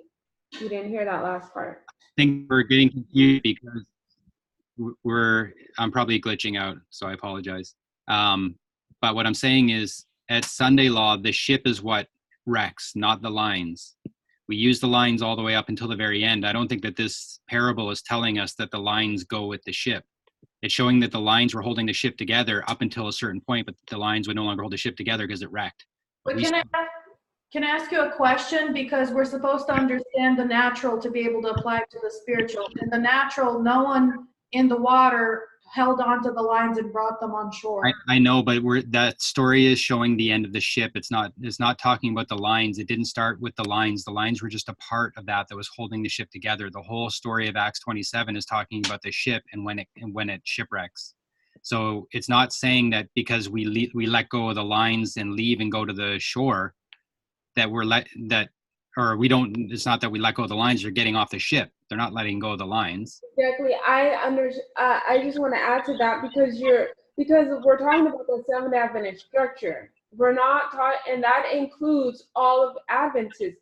That includes the nominal too, right? That includes the whole entire structure of Seventh-day Adventists, right? I know, but she goes on in her application to the island and the work that's done on the Yeah, island. I know it's the story of the ship, but it Right. keeps going after the But ship. the lines did their purpose. They did their job function. The lines held the ship together until Sunday Law. But if you think about when we enter into each dispensation, that each dispensation has an increase of knowledge, an unsealing of a message, an increase of knowledge. These people in Melita are already prepared. They're already Got it. receiving. Yeah. Line upon line is not what is necessary at Right. that time, Got I it. believe. I got it. So there's a different. I don't know if I agree with that.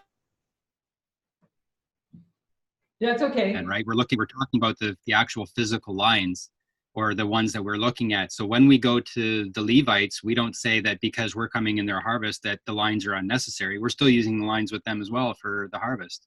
Yeah, because the lines are holding the ship together until Sunday law, and we go to them at midnight cry. But okay. What? Well, I don't know, when we get to Sunday law, do we just ignore that there's a close of probation and a second advent? It depends what message they need. Well, those are part of the lines. Like, the lines only apply to the institution, not the priests, Levites, and the Nethinims. In this case, with the ship, it's only going down with the institution, but the lines are still applying to the priests, Levites, Nethinims. That's how I understand it. And the lines did their job function in holding the ship together until while the ship lasted, yeah, and then the ship was destroyed. And Sunday. It will be a different message that will be for the Nethinims. I've never heard. Looking at the fact that the Nethinims are already ready for their harvest. They're ready. All we go in and do is reap the harvest. Are we still? Yes, but we're reaping the harvest by using the lines, are we not? I mean, that's what else do we have? We have nothing. Those lines are just around the institution that are going down, just around the institution. Are we still doing parable teaching when we go to the Nethinims? I guess not. I mean, I've never heard that. I've never heard anyone say that we use a whole different methodology or whatever it is after Sunday. I haven't heard that either, but I'm not necessarily saying, forgive me if that's the way it sounded. I'm not necessarily saying that there's a different methodology, but our preparation and what has held the ship together until Sunday law is line upon line. But line upon line doesn't have anything to do with what plowed them and what seeds that were sown upon them. They're prepared to hear the loud cry of the third angel. And I believe that is still line upon line is what I'm saying. I'm agreeing with what you're saying up until Sunday law, but when you guys are saying lines are no longer used, that we leave them behind, I've never heard anyone say that before. Well, yeah, and if I said it wrong, forgive me. But when you get to that history, they are being plowed through. Well, it's wrong to say, but they are being plowed through histories. It's the repetition of histories that. I get all that.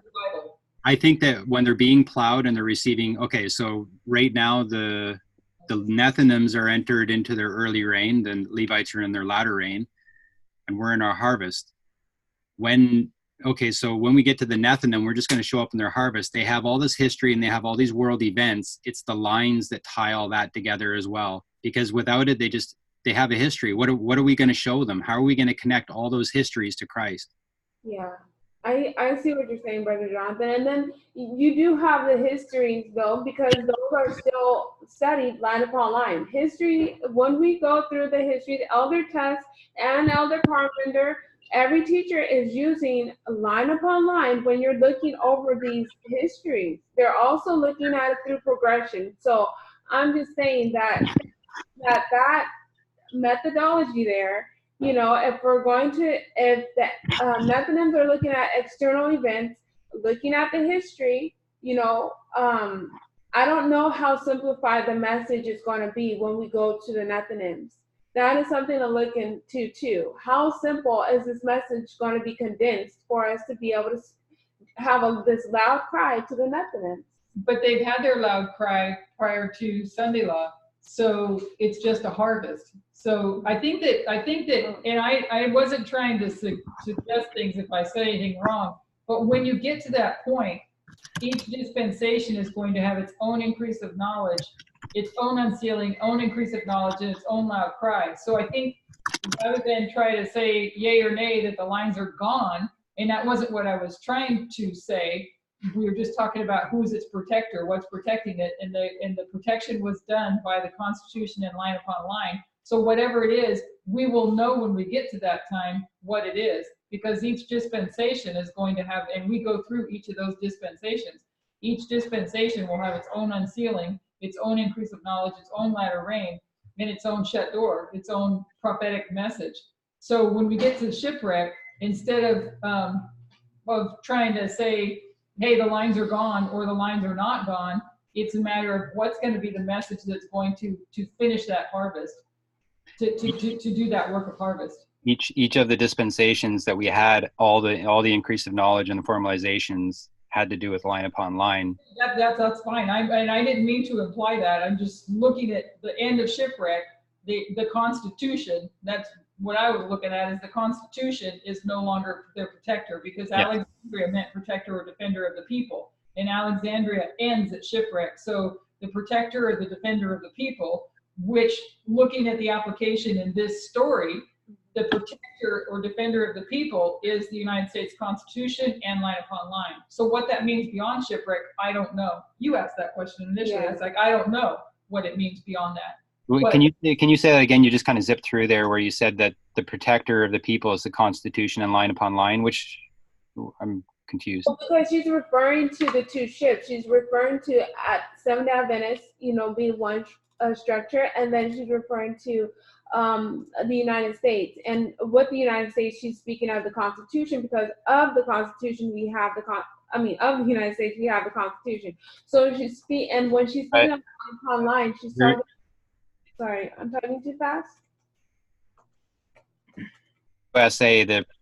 Sorry, I'm getting a bad connection. I can't hear. My bad. You can hear us? Yeah, for the most part.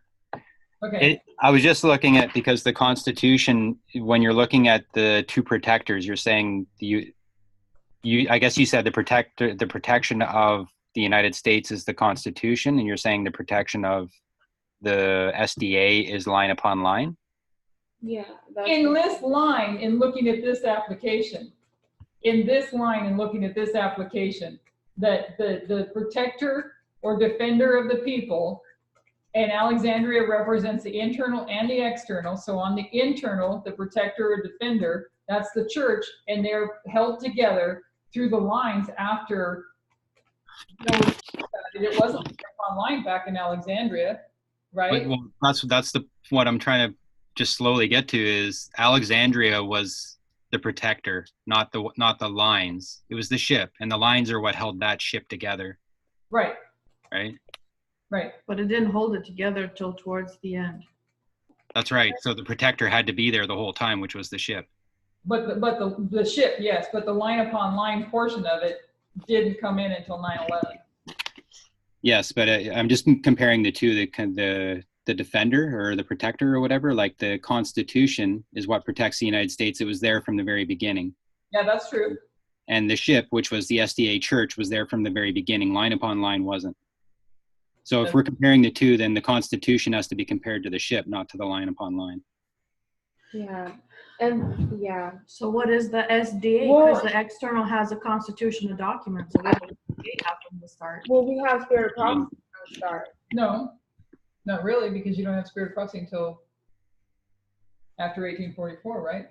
Yeah. Oh, yeah. Are you talking? So you're no. The but three William angels' Miller- messages. Yeah, but William Miller wasn't Seventh-day Adventist. Are we talking about Advent? He was just considered an Adventist. Would it just be the three angels' messages, because you have those from the beginning till the end? The Seventh-day Adventist Church starts in 1863. Ellen White was already receiving visions. Yeah. So maybe the protector was the three angels' messages. The Constitution protects the rights and the freedoms of the people so that they can hear the three angels' messages. Yeah. So I don't know. I wasn't trying to imply line upon line is gone. It's just. Well, someone else said it. That's why I was just asking, because I hadn't heard that before, and I was just trying to clarify, because I didn't want to have half an idea and not know what you guys meant by it. I did, because in the story, the lines are gone at shipwreck. That's why I was asking. Because the lines are no longer necessary. Yeah, in the natural story, the real life natural story, the lines went down with the ship. Right. So I was wondering, what does that mean at this time? Right. If we were gonna. Well, can I say one more thing? Because we keep saying line upon line, and I'm sorry, I'm stressing. When you say line upon line, that says something so much more to that, because only. Did I say that again? Line upon line? No. Sincerely, you just said that. But I'm not pointing fingers or saying it's not the point. The point is that when we say line upon line, you're saying that because FFA, line upon line for FFA was their, what you call it, yeah, but it was against Adventism because Adventism was Backlash. yeah, thank you, backlash, because they were just progression, looking at things progressively. But then FFA started with line upon line, and then when you got into this movement, it was both a juggle of line upon line and progression. So when you're, I don't know when you're saying that the end of line upon line, because in some ways there is an end of line upon line, because not a total end of it, but it's a combination of both line upon line and progression. So I'm just saying, when you say that, it's kind of like a little bit confusing, because this movement is not just line upon line, but it's both line upon line. I think maybe we're getting hung up on how we've applied it to the story. I think that when they're talking about the lines holding the ship together, it's talking about both progression and line upon line. It's the lines themselves. That's what I was saying. Yeah, that's what we look at progression. It's still a line, right? Yeah, that's what I was saying. Yeah, that's what I was saying to Sister Diana about. As we also consider, like I said, that we're going to go through we're in a different dispensation. Panium starts a different dispensation, and I don't know if anybody remembers when the marriage of Cana. I brought this up before, the marriage of Cana. What does he say? Oh, the wine. You save the best wine for last. Yeah, so I think we have things we still have things to learn going forward. Yeah. What this means, because if he saves the best wine for last, and marriage of Cana represents the midnight cry, then we have a lot more yet to see. That's true. And so rather than, and I apologize if I tried to mislead it all. I'm just looking at this particular application only, is that the protector or defender of the people ends at shipwreck, whatever that means. But we do know that the Constitution is in the spirit of prophecy. Maybe somebody can find that quote, that it's the protector of this nation. Okay. And so I agree with that. I just didn't agree with the comparison between that and line upon line. Or not that I didn't agree with it, I just didn't understand it. Yeah, well, I don't understand either, but I do understand though that at midnight cry, he saves the best wine for last. So there, in each dispensation will have its own message. So whatever that means, I mean, I guess if anything, again, if I said it wrong, I apologize. But when you get to that, we're not going to know until we get there what it is. But well, I mean, we've always realized that. I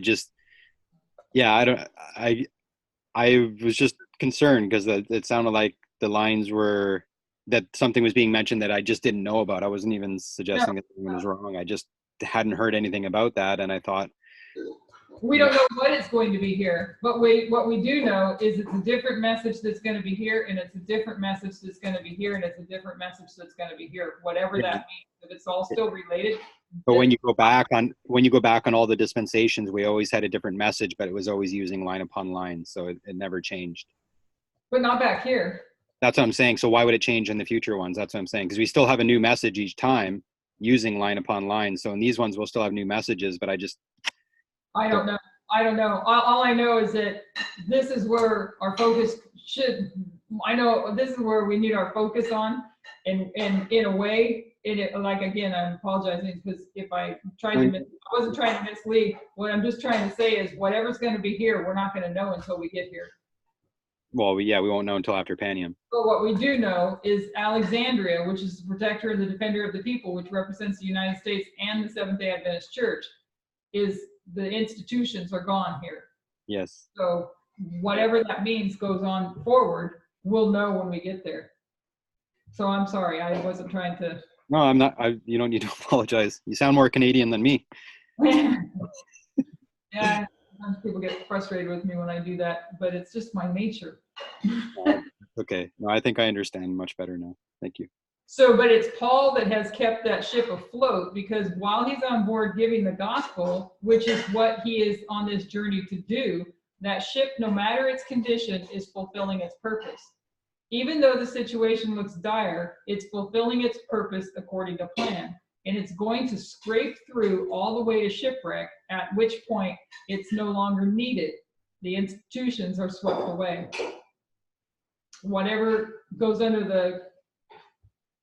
the definition of the institutions of the United States and the Seventh-day Adventist Church, swept away. So Acts 27 is the story of two ships and what is their theme. We can talk about Paul and the ship and the island, but you won't bring them back into 1863, because while we can see other layers and draw lessons, the story that is being told is of the ship itself, the institutions of the United States and Adventism. Like the ark, that is a separate theme than people. It's separate from the story of the priests and the Levites and the Nethinims. So the ships are separate. I think we all understand that. It's separate from the story of the 144,000, because like the ark, we're talking about structures and not the people. So when we come to this history and we're using this terminology and we say midnight cry, and Sunday law, what we really mean is two battles. We're going to call them Raphia and Panium than Sunday law. And we might be more familiar saying it that way. And we refer to Raphia and Panium as midnight and midnight cry. But who are these waymarks for? They're not for the 144,000. Raphia and Panium are not midnight and midnight cry for the 144,000. They're not midnight and midnight cry for the priests. Raphia and Panium are not midnight and midnight cry for the Levites. They're not midnight and midnight cry for the world. So none of our stories about people give us a structure where Raphia is midnight and Panium is midnight cry. The people and the structures are separate. What keywords did you put in there to find that? Because I've tried out of it and I can't. I don't remember. Let's try during lunch. Okay. Okay. And if anybody else comes up with it, where it's the protector, the Constitution, you can search the Constitution. I did. Okay. Come on.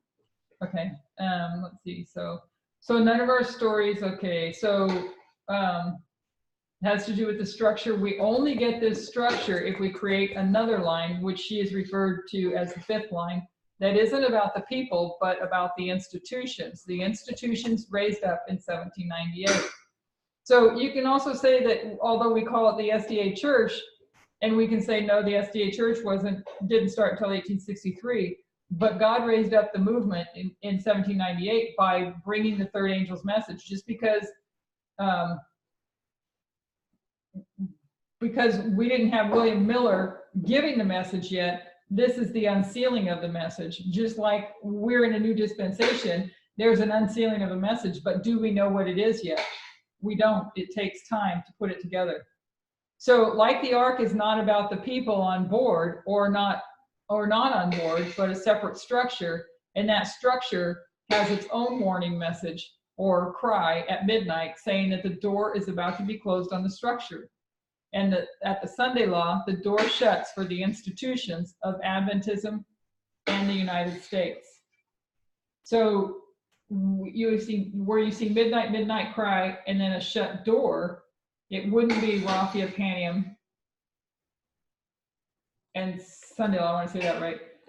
It would be Raphia, Panium, and Sunday law. Sunday law is a closed probation for the institutions, but Raphia and Panium are not midnight and midnight cry for us. Midnight and midnight cry come before our shut door, before our close of probation. So it depends on if you're looking at the people or if you're looking at the structure. That dog just looked at me. Look, that's a dog. What was that noise?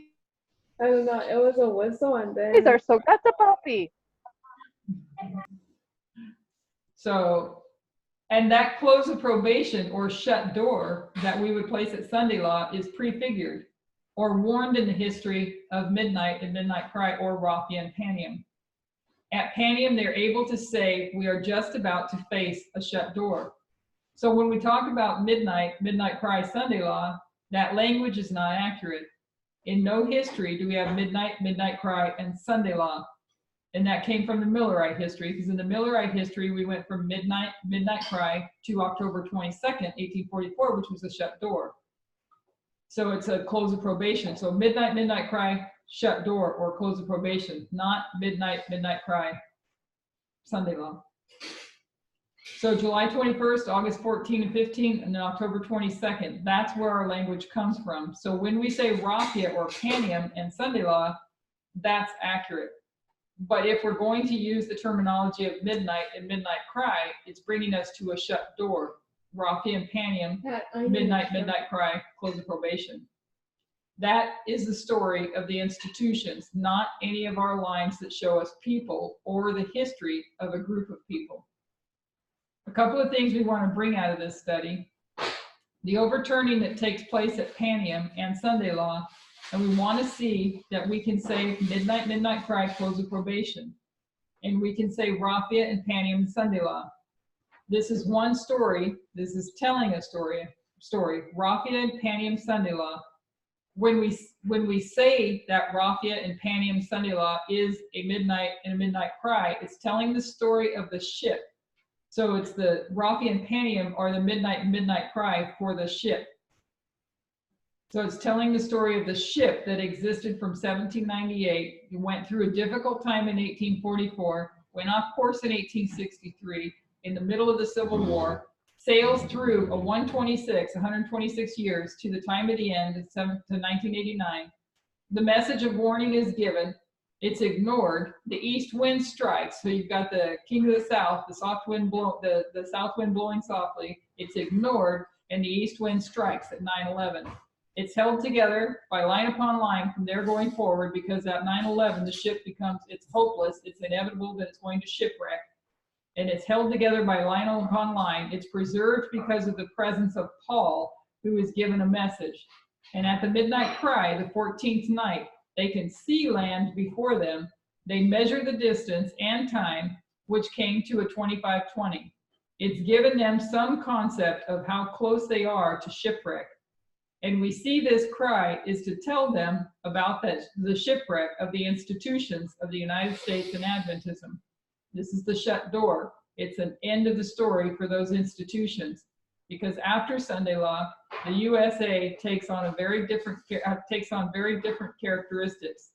Built into this story, we can still observe three things: Paul, the ship, and the island, the priests, the Levites, and the Nephilims. So if the United States takes on different characteristics, wouldn't, by compare and contrast, mean that the Seventh-day Adventist Church, because she says that the Seventh-day Adventist Church in the United States, it's still the Seventh-day Adventist Church in the United States on the other side, but it takes on a different form, different characteristics. And I think that's the last slide.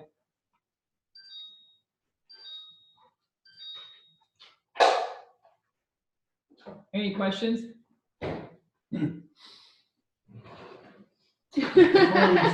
You laugh. Just one quick, excuse me, Go ahead. I had a question. Should I go ahead? Yeah, go ahead, Jackie. Okay. Yeah, I was thinking about this with Protestantism. Apostate Protestantism, where do they fall? It's an institution. That's the U.S. It's the U.S. It's Babylon.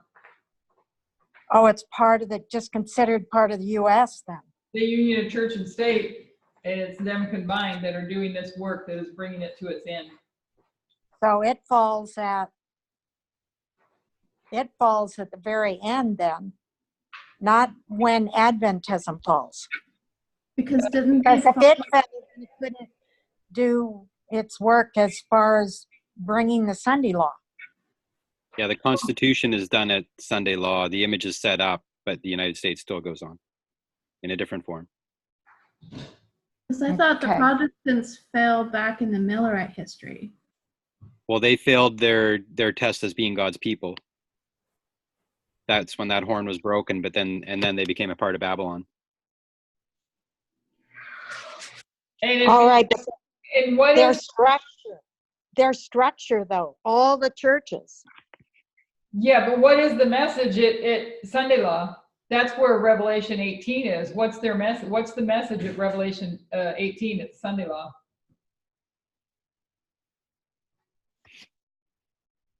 Come out of Babylon. Yeah, come out of her, Yeah. my people. That's the third angel. Her.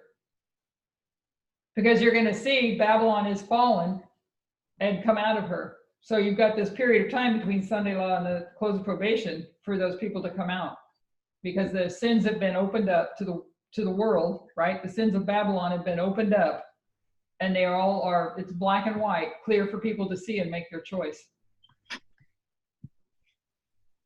So that's when it all falls. Before the time of trouble for God's people. I don't know what to say about that time. Yeah, we don't know that. You know, We're it's not given. because we're I'm not- still wondering about papacy. If there's any, even as I watch the newer studies with Tess, I'm not sure what she's exactly saying. Like, I can see that the Pope that is in right now, it makes sense to me that he's a good Pope, like considering he's on the right side of the issues, and that there's two factions within the papacy. But what happens with them? There's going to be something. So I don't know where the U.S. kind of goes up, and then we still have the Eighth Kingdom and all that stuff. I don't even bother thinking about it anymore because I can't figure it out. Yeah, well, that's a little ways down the road then. Yeah. Good. That's insight. So Thank you. I'm not the know-all, end-all of all these things. So for any confusion, we're all still in this learning curve to go by faith. We look at the way he has led us in the past, and we know that going forward, he'll continue to lead us as we stay faithful with him. So whatever's going to open up, Midnight Cry is going to be the best wine. We know Revelation 18, it's Sunday law, it's come out of her, my people. The sins of Babylon have been laid open. And so we don't know what the message will be for them at that time. When you say the best wine is at the Midnight Cry, didn't we already have the Midnight Cry? I'm talking about the On the big line. on the right? big line, the Midnight Cry. Oh, between Sunday law and close of probation, you mean? Yeah, so probably on a fractal level, we've had that, but if we're still living through the big line, then the big line is the lifting up of the ensign, right? The big line is Pentecost, right? Because the wine is just doctrine, we're just going to give more light. So we don't know what it's going to be. We don't know what it's going to look The like. big line on Panium? Is that what you're- Yeah, Penny. Because that's Pentecost. And what happened at Pentecost?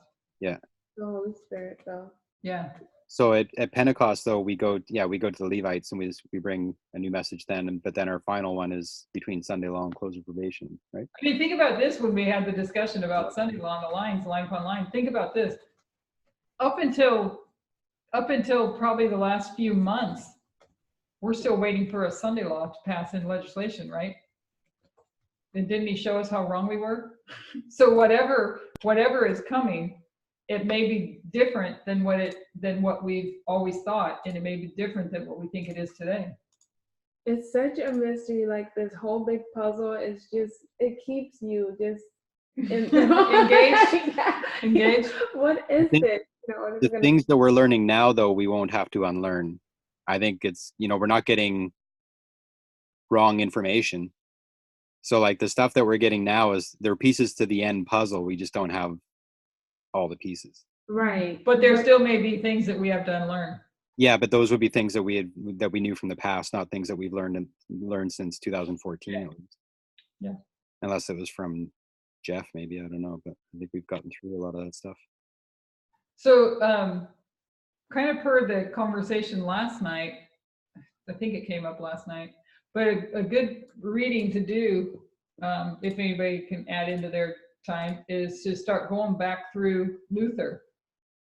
As we're watching these hearings take place, and seeing the behavior of the witnesses this last week, a good place to go back is to look back at Luther when he goes before Aleander, and start looking for some parallels there to going before and Luther was called to go, and he recognized the calling, and he knew that calling was from God. So, and then looking at, the thing that I brought this up before, what was impressed on my mind a long time ago is like, why did he wait for a day? He already knew he wasn't going to recant. Why did he wait? Why did he ask for another day? But he asked for another day for a specific reason. Well, and Go I don't ahead. want to interrupt. No. No, go ahead. No, because when you say that, it makes me think of Daniel. He was granted another day, right, to do an all-night prayer. Mhm. Well, we do know why he did, because he wanted to make sure that what he said, right, Mhm. was what the Lord would want him to say. That because he knew that the influence of what he was going to do was going to be so impactful that he wanted to have that extra day to be sure that everything that he said was what would, influence the others who hear it and saw him, in the right way. And Right. I look at the example of those that the experts that testified this week with their testimony, that the need to be impartial and to show no partiality whatsoever, but to just stay to the facts. So Luther understood that there were people in the hearing of all this that were going to be swayed one way or the other. And he understood the fearful position that put him in, to go and spend that time with the Lord in prayer, understanding that people could make a wrong choice if he said and handled things wrongly. Mhm. Because the people that witnessed that hearing the other day, they would see those witnesses as discredited, even if they agree with what they're saying. But the witnesses are in a court of law, which that wasn't, right? If I understand correctly. If you're in a court of law, your witness just what's the word? Disqualified themselves by showing their partiality. Mhm. And so if a witness is disqualified, that's what proving beyond a reasonable doubt has to do with, right? So if you can discredit the witness, even if the witness is true, telling you the truth, but if you can discredit the witness, what does that do to the hearers? It causes their focus to it takes their focus away from the message and Right. points them on to Right. the person instead. Yeah. So because we're going to be called to do such things as well. So. Yeah, but then also, and see, that's why I think it was so, I don't know, like when Nancy Pelosi made that statement, like that, what did she say? Don't mess with me when it comes to that, and her standing on her ground, and stating that, because when he questioned her, he was implying something in his question. Therefore, kind of what do you call it, messing up her reputation there, and pointing out something that she's not even about.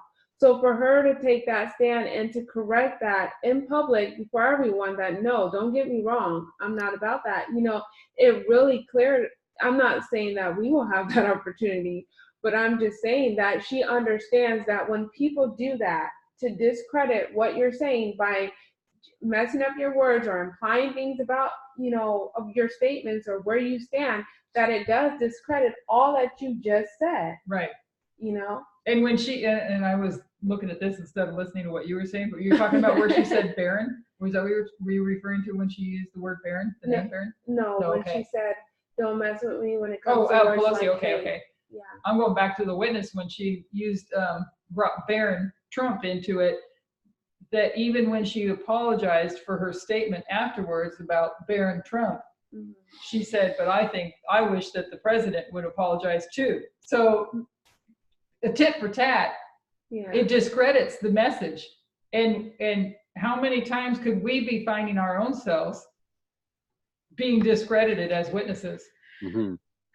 That was a good point. But that's what Parminder, what Sister Victoria said, that Elder Parminder and Elder Tess are both fighting back against accusations against them right now. Pelosi did that same thing, because she said, you are making a misapplication and you're trying to insinuate that I'm only doing this because I'm a vengeful person and I'm not a professional and I'm not doing this for legitimate professional reasons. This is professional, legitimate reasons. I hate a lot of things he does.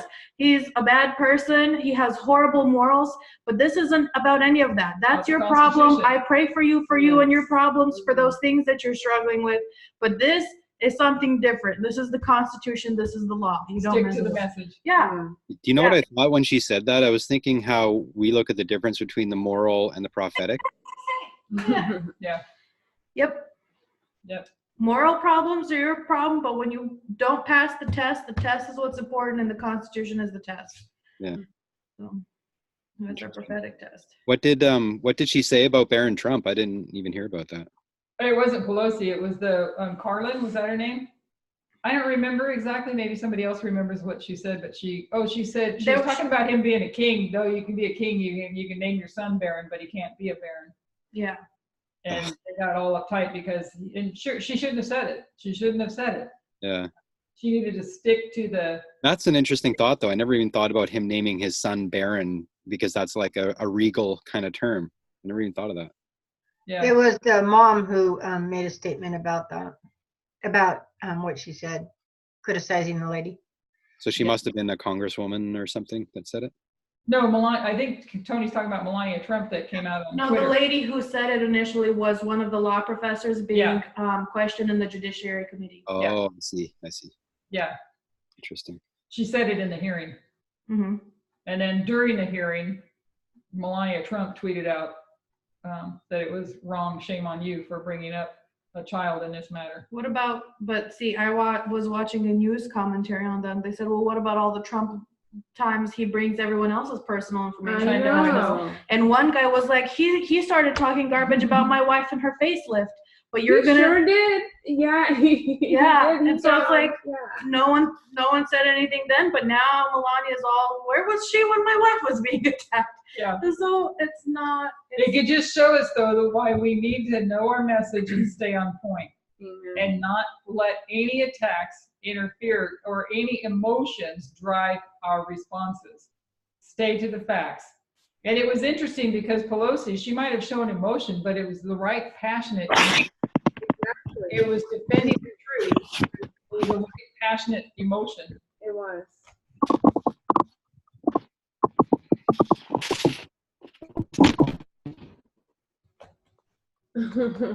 Don't mess with me. Yeah, well, let's go ahead and we're done. We'll close in prayer, but and pick back up at 2:30. And I'm actually going to hit the road again after lunch because of rain. And so Adriana has her study schedule up. We have minutes. I totally forgot, even though it's in my face.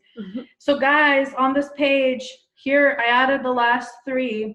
So if you guys can pick a video, and then I updated the schedule. So this is what December looks like. This upcoming week, this Wednesday is going to be the 11th. We're going to finish that video.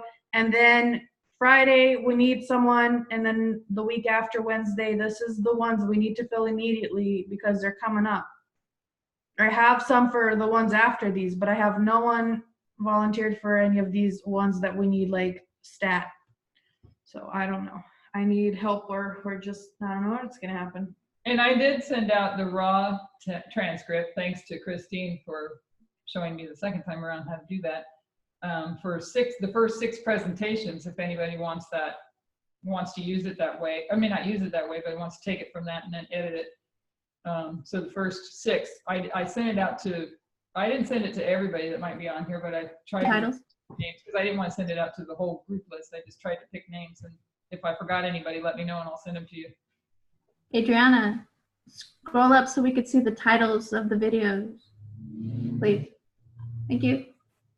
Can't fit them all. I know that, yeah, because I picked 10 and I picked, what was it, 16? The You only told me about 10, but that's good to know. no, there's 2. It was the Mr. somebody, Mr. Mr. Garmeyer. I picked those 2. Okay. Because I'm almost done. Well, I'm up to page 59 or something like that with the original 2012. I should have that at least printed out. I mean, all worded out, and then I just have to get the pictures on it. And that will be for the December 21st or a camp meeting? Yeah, so no, this is for our weekly Bible studies. No, I'm just telling you, those are what I have on. Those are what I'm doing now. Those 3 are the ones I'm working on. I'm almost done with 21 for December, and then I will go on to these. So the ones that are taken right now are 8, 10, 16, and 20. Those are ones that have been taken. So if anyone else, especially the first 5 ones. Francisco said he would do number 18. And let's reason together. Oh, you laugh. All right. You laugh. Well, I'm just laughing because she's sitting here trying to get somebody to take the first 5, and then we have another one who wants to take a later one. It's okay, whatever you can do. But I'm just saying, Yeah. we're gonna get through those first ones first, whether we have to postpone them or not. It's just up to you guys. But we're not gonna, we can't go out of order. So Sister Christina is coming out right now, so just saying. who? Sister Christina. And I think that this is correct what Adriana said. In a situation like this, I think it's for the sake of not giving the other side something to hang upon. It's about being blameless. And don't do anything that would cause them to be able to say anything against your witness. My mom? Yes. We're not doing anything until we're not going. That's what you said. We're not going to. We'll postpone it. That we won't go any further. Just in the way you said it. It was like your mom all there. Oh. Yeah. No. No, I didn't. It was fine. But we can't. Like, we have to have someone We have to go in order. And those first 6 transcripts are out there for anybody that wants them. Yeah, but they're not put together. Those just, for me, it takes a long time. Yeah. So, well, everybody think about it during lunch. I will. It's on. Just go on that website, scroll through them, look at the December schedule, Okay. and write it down. And when we come back, let me know. Okay. Okay, so Sorry. Sister Susan, would you like to close in prayer and pray for the blessing over the food?